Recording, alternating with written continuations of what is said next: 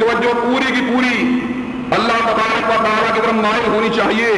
حضرات گرامی قدر، ایسے پھول، ایسے بوٹے، ایسے جائے نماز جو انسان کی توجہ کو منتشر کر دیں، اس کی توجہ کو کہیں اور مبذول کر دیں، ان کو حالت نماز میں استعمال کرنے کی اسلام میں کوئی گنجائش موجود نہیں۔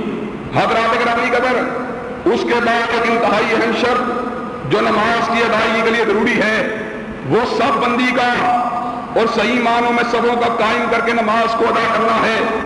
حضرت رسول اللہ صلی اللہ علیہ وسلم حضرات صحابہ کرام رضوان اللہ علیہم اجمعین کو یہ بات کہتے ہیں کہ تم نماز کو اس طرح کیوں ادا نہیں کرتے جس طرح نماز کو فرشتے ادا کرتے ہیں؟ تو صحابہ کرام رضوان اللہ علیہم اجمعین آقا علیہ الصلوۃ والتسلیم سے پوچھتے ہیں، آقا فرشتے نماز کو کس طرح ادا کرتے ہیں؟ کہا فرشتے نماز کو اس طرح ادا کرتے ہیں کہ خوب مل کے کھڑے ہوتے ہیں، خوب ایک دوسرے کے ساتھ جڑ کے کھڑے ہوتے ہیں۔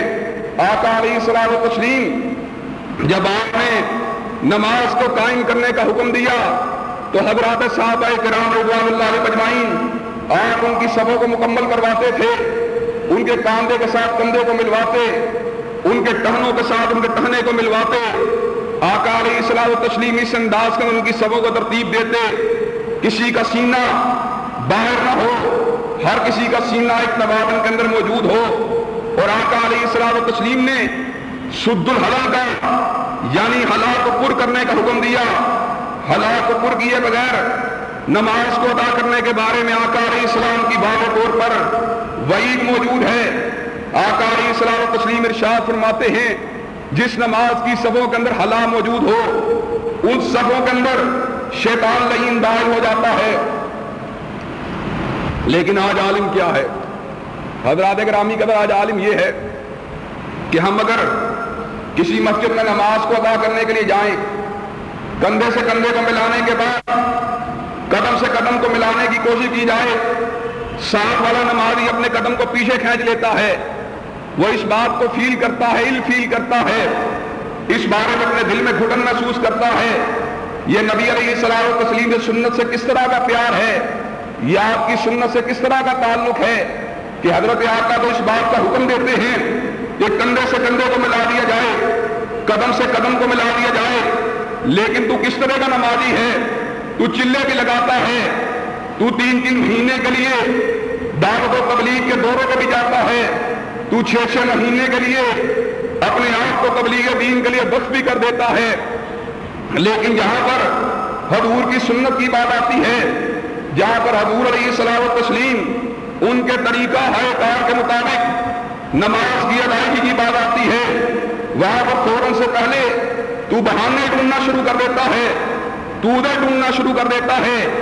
یاد رکھیے، اگر آپ نے درست نماز کو ادا کرنا ہے تو اس کا طریقہ ایک ہے، اپنی صفوں کو مکمل کریں، جس کا طریقہ یہ ہے ٹہنے سے ٹہنا، کندھے سے کندھا ملایا جائے، جس کا سینہ آگے ہو اس کے سینے کو پیچھے کر دیا جائے۔ اور حضرات گرامی قدر، پہلی صفوں میں آ کر نماز کو ادا کرنا یہ کتنی عظمت کی بات ہے۔ آقا ارشاد فرماتے ہیں، اگر تمہیں پہلی صفوں کی فضیلت کے بارے میں علم ہو جائے تو تم آپس کے اندر قرآن دازی کر کے نمازوں کے اندر پہلی صف کے چناؤ کے لیے آپس میں قرآن ڈالا کرو۔ حضرات، اہل علم کو پہلی صفوں میں جگہ دینا یہ بہت اچھی بات ہے، لیکن اگر کوئی شخص پہلے آ جائے، وقت سے پہلے پہلی صف میں داخل ہو جائے، پھر اس کے اس حق کو اس لیے نظر انداز کر دینا، اس کے اس حق کو اس لیے اس سے چھین لینا کہ میں اہل علم ہوں، میں قرآن کا حافظ ہوں، میں سنت کا عالم ہوں، یہ بہت بڑی غلط بات ہے۔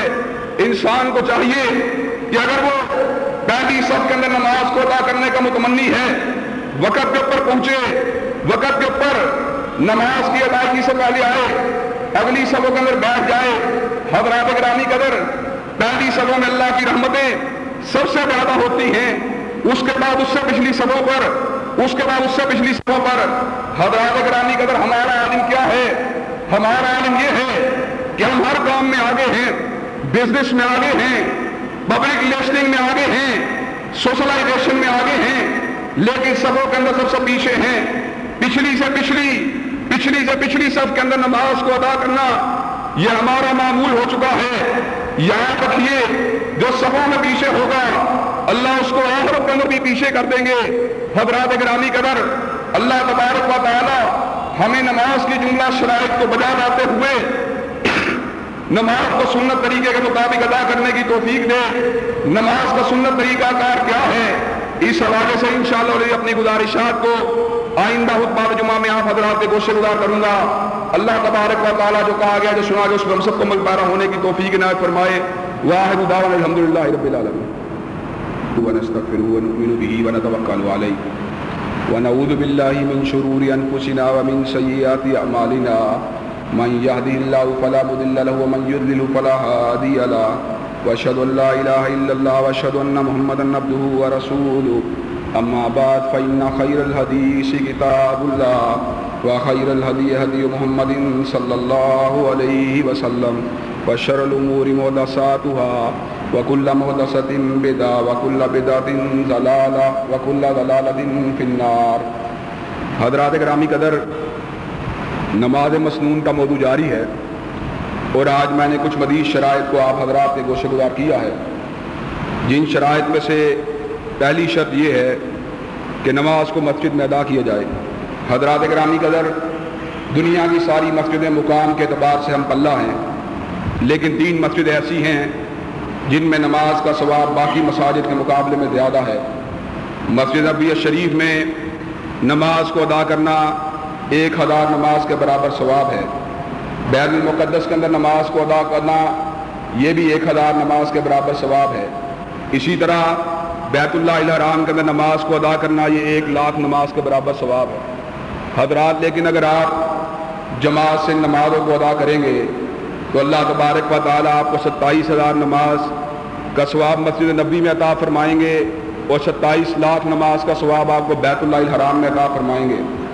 हज़रात गिरामी कदर, मस्जिदों के आदाब में यह बात शामिल है कि मस्जिद में जब इंसान आए तो 2 नफलों को ज़रूर अदा करे।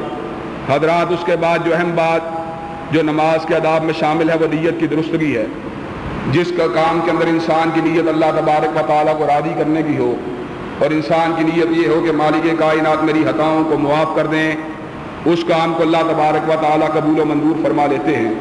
लेकिन जब इंसान की नीयत में खोट आ जाए, इंसान की नीयत में कजी आ जाए, दिखलावा आ जाए, तो मालिक कायनात उसके अमाल को बर्बाद कर देते हैं।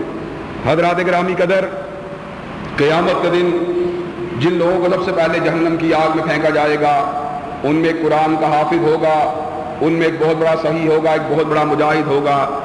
इसलिए कि उन्होंने जो काम किए होंगे वो अल्लाह की रिदा के लिए नहीं होंगे, बल्कि ज़ाती नामो नमूद के लिए होंगे। हज़रात गिरामी कदर, नमाज के अदाब के अंदर ये बात भी शामिल है कि इंसान ऐसे लिबास के अंदर आए जिसके अंदर उसने अपने कंधों को सही तौर पर ढांका हुआ हो। कंधों को नंगा रखने के साथ इंसान की नमाज मुकम्मल नहीं होती।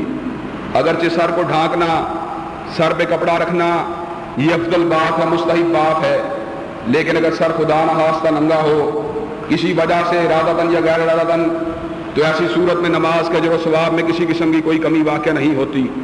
अगर कपड़े का सर पर रखना ये बात वाजिब होती तो अल्लाह तबारक व तआला उम्र और हज के मौके पर हमारे ऊपर कपड़े को अपने सर के ऊपर रखना इसको लाजिम करार दे देते।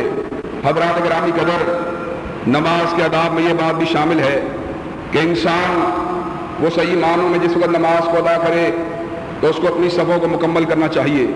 कंधे के साथ कंधों को मिलाना, टहनों के साथ टहनों को मिलाना, ये बात नमाज के अंदर वाजिब है। आज लोग जिस वक्त नमाज की अदायगी के लिए आते हैं तो अपने आप को दीनदार समझने के बावजूद, अपने आप को नमाजी समझने के बावजूद सही मानों में सबों को मुकम्मल